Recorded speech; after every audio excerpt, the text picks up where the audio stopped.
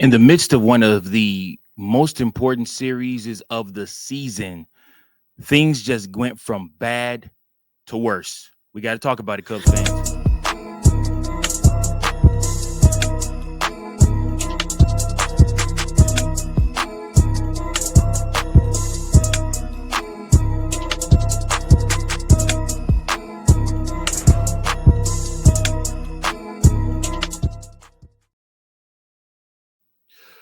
Welcome in, Chicago Cubs fans, to Chicago Cubs Central, your number one spot for all things Chicago Cubs. I am your host, Mike Jones, here once again. Thank you so much for tuning in to this episode. Do me a favor, if you could you please go ahead and hit that like button, that share button, and that subscribe button. Also, toggle that notification bell so that way you never miss anytime a new episode drops of Chicago Cubs Central. Now, here's what we have: some breaking news. I don't know if it's necessarily breaking news because it's been out for hours now, but clearly I think everybody knows that Kyle Tucker will be taking some time off from playing.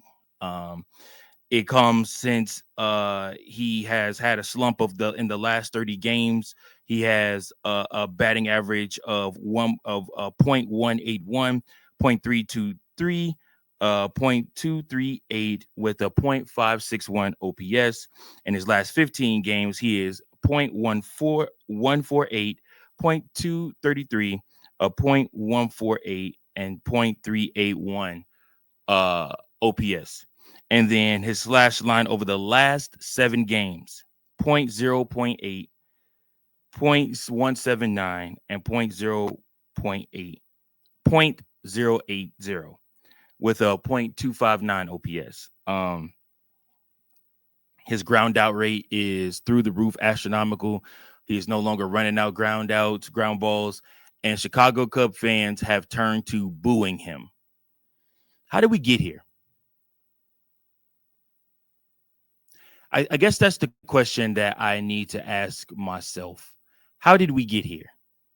After this announcement came, the Chicago Cubs are supposed to play the Milwaukee Brewers twice today, but the second game got canceled or postponed due to the anticipation of rain that was getting ready to come. So the Chicago Cubs went ahead and moved that game to Tuesday, which will now be a doubleheader where you will see Matthew Boyd pitch the 1:20 start, and then Jamison Tyone pitch the 7 o'clock start for tomorrow. How do we get here? How did we get here? I think we got here a couple of ways. I think that Kyle Tucker was injured, and because it's a contract year, I believe Kyle Tucker tried to play through his injuries. And I believe that ended up hurting himself and the team more than he was willing to admit. And I believe he tried to play through it.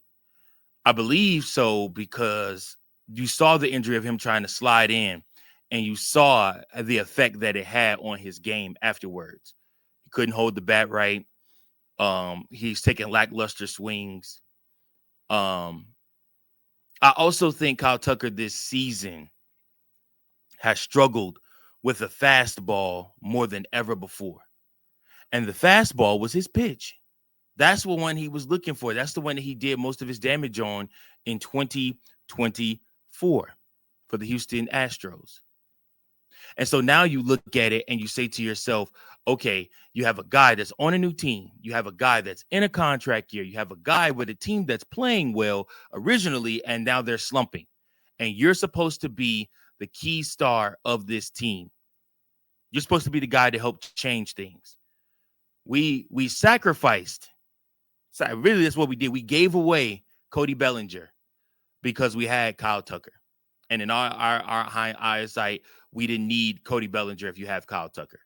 If you got Michael Busch playing first and you got Kyle Tucker out in right field, then what do you need Cody Bellinger for, right?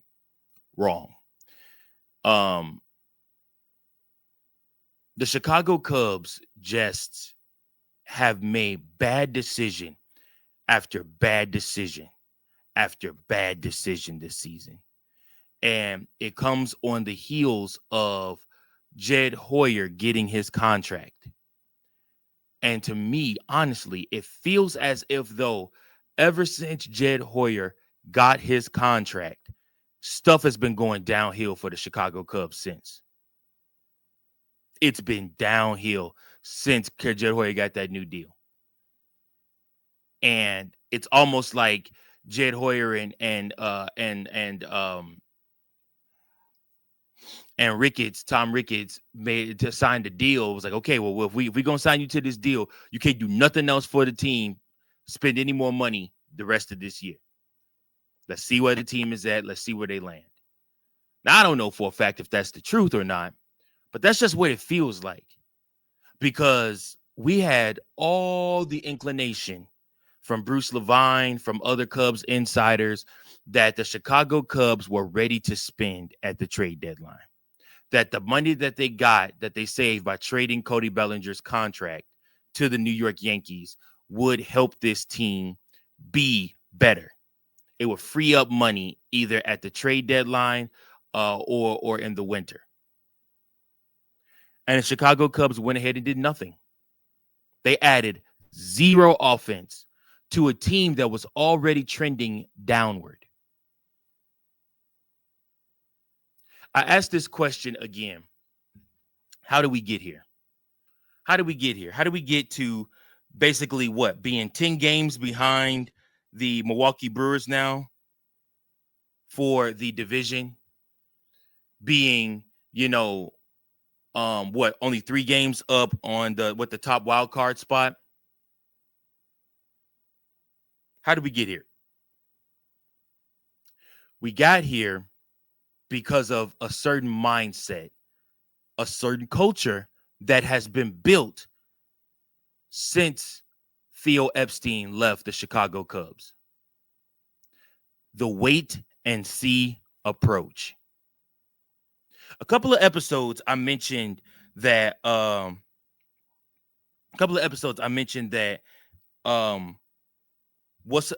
Anthony Rizzo went into great detail on Johnny Manziel's podcast, talking about how after that 26 World Series, the team basically, for lack of better terms, I'm paraphrasing here, they brought in bullshit.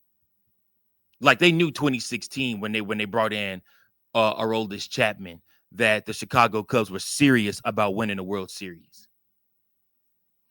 And basically since then, they have not been serious about winning a World Series.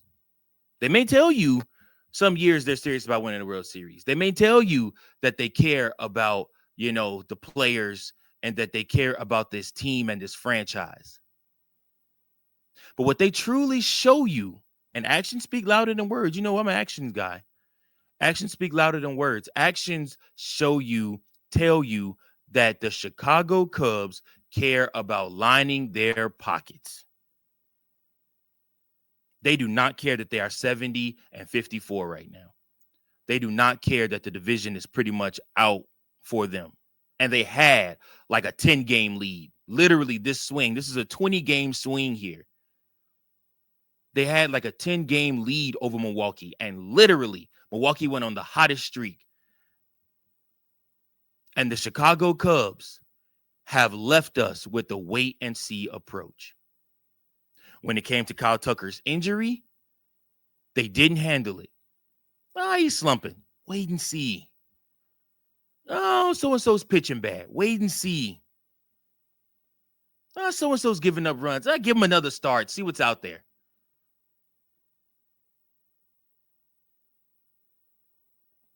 The wait and see approach has cost us so much this season.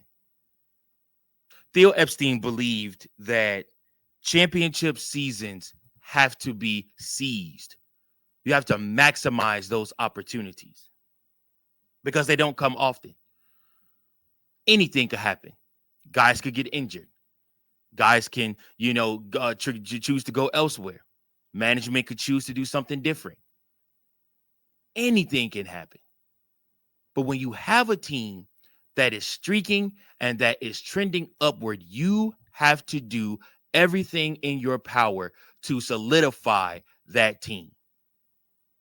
And to be quite frank with you, None of the teams that were at that top upper echelon of talent did anything to solidify their team this season.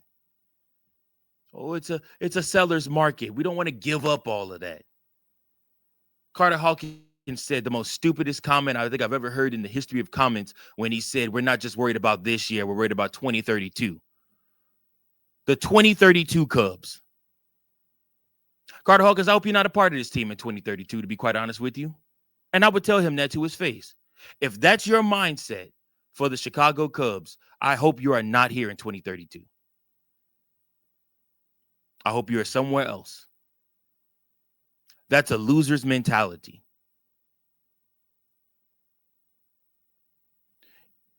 The Chicago Cubs should have set Kyle Tucker as soon as he got injured. He should have spent some time on the IL.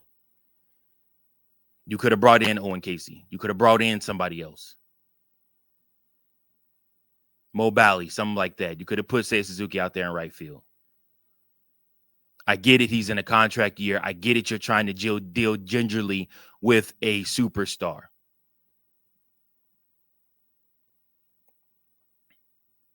But the problem is that you now are costing him more. And maybe this was Jed Hoyer's plan, because now you get to lowball him on an offer. Like, hey, look, bro, look at your stats. Especially if the Cubs get a first round exit out the playoffs. Look at your stats, bro. You mean you tell me you want $300 million? Better take this too and be happy. Or sign him to a 3-year deal with opt-outs each year, some stupid crap like that. As far as I'm concerned, I don't see a pathway where Kyle Tucker stays with the Chicago Cubs past this season. After mishandling his injury, them known to be cheap, and the fact that they are literally sinking right now, and the manager couldn't be more clueless. I mean, this is literally a terrible scenario for the Chicago Cubs. I don't want to say worst case scenario, because you really do still have a very nice record. 70 wins ain't nothing to sneeze at in August. That's a good record. But just the mismanagement of this team by Jed Hoyer and Carter Hawkins has to be studied. The boneheaded call-up and decisions made by Craig Counsell has to be studied. Somebody has to study the downfall of the 2025 Chicago Cubs. We need a documentary to understand just what went into the decision-making, where these guys just made bad decision after bad decision after bad decision. Meanwhile, your counterparts, no superstars, no all-stars, nothing but a bunch of everyday guys that come and work their tails off. The Milwaukee Brewers beat the Chicago Cubs 7-0. They are now 78-45 on the season. Freddie Peralta has the winningest record in all of the National League with 15-5. The Chicago Cubs didn't score a single run. I'm not even going to go through the run totals or talk to you about the Chicago Cubs at bats, because there ain't nothing to talk about. 7-0, skunked them. Nobody scored. Only 2 people got hits. You had an opportunity with the bases loaded and could not muster up a hit. 1 out, bases loaded, nothing. That was the game right there. That's all you need to know.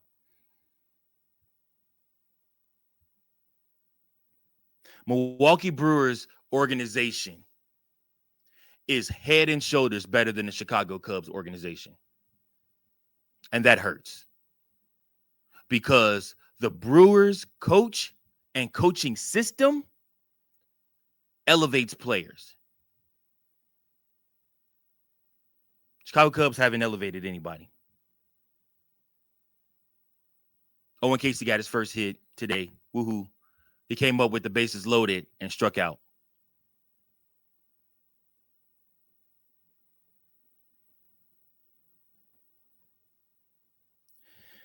It's embarrassing.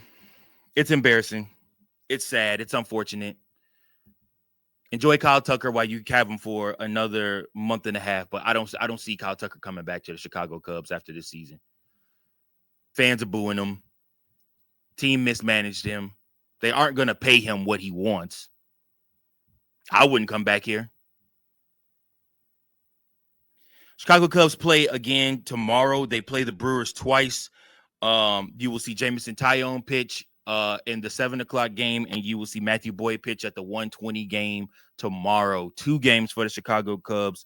2 chances to make up some ground, get some wins. I mean, at this point, we'll see what happens.